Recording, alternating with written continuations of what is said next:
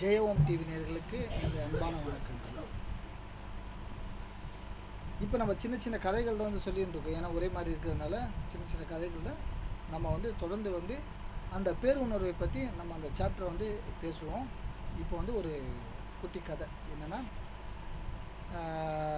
பகவானை நீ எப்பயுமே கடும் தவம் புரிந்த ஞானிகள் முனிவர்கள் எல்லாமே வந்து அவருடைய விஸ்வரூப தரிசனத்தை வந்து பார்த்துட்டு இருக்காங்க. ஏன்னா அதுக்கான அவங்களுக்கு கடும் தவம் புரிந்து இருக்கின்றார்கள்.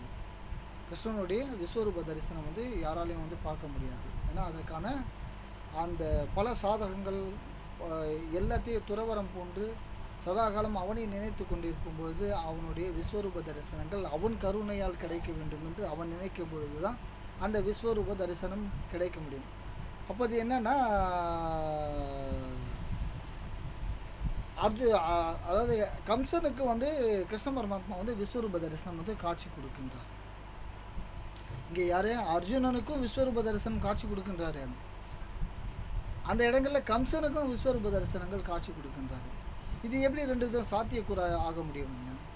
அர்ஜுனனுக்கு வந்து போர்க்களங்களில் தன்னுடைய விஸ்வரூப தரிசனத்தை வந்து அர்ஜுனனுக்கு வந்து காட்சி அளிக்கின்றார். தான் யார் என்பதை அவனுக்கு உணர்த்துவதற்காக அர்ஜுனனுக்கு பகவான் வந்து இந்த விஸ்வரூப தரிசனம் வந்து காட்சி அளிக்கின்றார். ஆனால் கம்சன் என்ன செய்தான்? நல்லா கவனிங்க. கம்சன் என்ன செய்தான்? கம்சன் வந்து சதாகாலம் தீமையான எண்ணங்களில் தீமையான குணங்களில் நிறைந்து கெடுதலான விஷயங்கள் செய்தவனுக்கு ஏன் விஸ்வரூப தரிசனம் காட்சி அளிக்க வேண்டும் என்று வந்து கேள்வி எழுப்பப்படுகின்றது. அப்போது பகவான்கிட்டே வந்து அவர் கேட்குறாரு, சுவாமி, நல்லது செஞ்சால் மட்டுமே தானே நீங்கள் விஸ்வரூப தரிசனம் பண்ணுவீங்க. ஆனால் கம்சனுக்கு விஸ்வரூப தரிசனம் காட்சி கொடுத்துருக்கீங்களே, அது ஏன்? அவன் ஒரு காலம் கூட நல்ல எண்ணங்களால் செயல்பட்டது இல்லையே அப்படின்ட்டு. ஆனால் அப்போது வந்து பகவான் சொல்கிறாரு, நீ சதா காலம் என்னை அடைய வேண்டும் என்று நினைத்து தவம் செய்வதனால் நான் உனக்கு விஸ்வரூப தரிசனம் காட்டுகின்றேன். ஆனால் அவனும் சதா காலம் என்னை நினைத்து கொண்டு இருந்தான். அதனால் தான் அவனுக்கும் விஸ்வரூப தரிசனம் காட்டுகின்றான். ஆனால் இரண்டுக்கும் வேறுபட்டு இருக்கின்றது. அதை நீ முதலில் கவனிக்க வேண்டும். என்ன சுவாமின்னு வந்து ஞானிகள் கேட்குறார். என்ன சுவாமி அப்படின்னா, கம்சன் என்னை கொல்ல வேண்டும் என்று சதாகாலம் அவன் தூக்கும் பகல் இரவு எல்லா நேரங்களிலும் என்னை கொல்ல வேண்டும் என்று நினைத்து கொண்டிருந்தான்.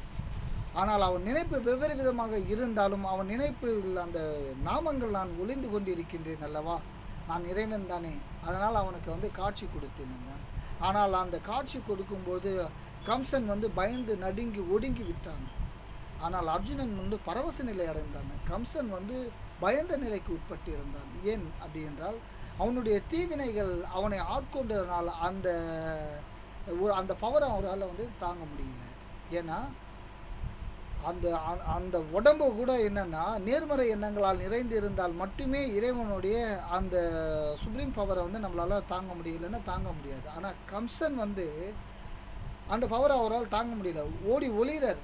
அந்த விஸ்வரூப தரிசனத்தை பார்த்துட்டு பயப்படுறார், நடுங்கி போகிறார். ஆனால் அவருக்கு காட்சி செய்யப்பட்டு, ஆனால் அவருக்கு வந்து வித்தியாசங்கள் தெரியவில்லை. கிருஷ்ண பரமாத்மாவுடைய விஸ்வரூப தரிசனத்தை அவருடைய அந்த வணங்கக்கூடிய அந்த ஆற்றல் அவருக்கு இல்லை. பயந்து நடுங்கினார். இதை தான் வந்து என்ன சொல்லணும்னா, நம்ம இறைவன் நினைக்கிற விதங்கள் ஒன்று இருக்குது இல்லையா, அந்த விதங்கள் தான் மிக முக்கியமானது ஒன்று. நீ வந்து எதை குறித்து பகவானை நோக்கி நீ வந்து தியானிக்கின்றாய் முதலில் தெரிந்தே கொண்டோம். முதல்ல திரும்ப வலியுறுத்தி சொல்கிறேன்னா, பணம், காசு, பொருள், செல்வங்கள் எல்லாமே அழியக்கூடியது. நம்ம இதை சொன்னால் கூட என்னென்னா சேனலில் மற்றவங்க வந்து பிடிக்காது. ஏன்னா எல்லாமே வந்து ஆசைக்கு உட்பட்டு. நம்ம அவர்களே வந்து தவறுகள் சொல்ல முடியாது. ஏன்னா நாளைக்கு வந்து கடன் அடைக்கணும் அப்படின்னா நம்ம ஓடிதான் ஆகணும், சம்பாதித்தாகணும். நம்ம வந்து பகவானை நினச்சா அதை அடையுமானா கண்டிப்பாக அடையும். நான் அனுபவித்து இருக்கின்றேன். அதனால் வந்து இந்த கதைகள் என்னன்னா, பகவானை வந்து என்ன நோக்கத்துக்கு நினைக்கிறாய் என்றது அது மூலம் வந்து பகவானுடைய அதுதான் ஒரு கருணை கடல் சொல்கிறாங்க.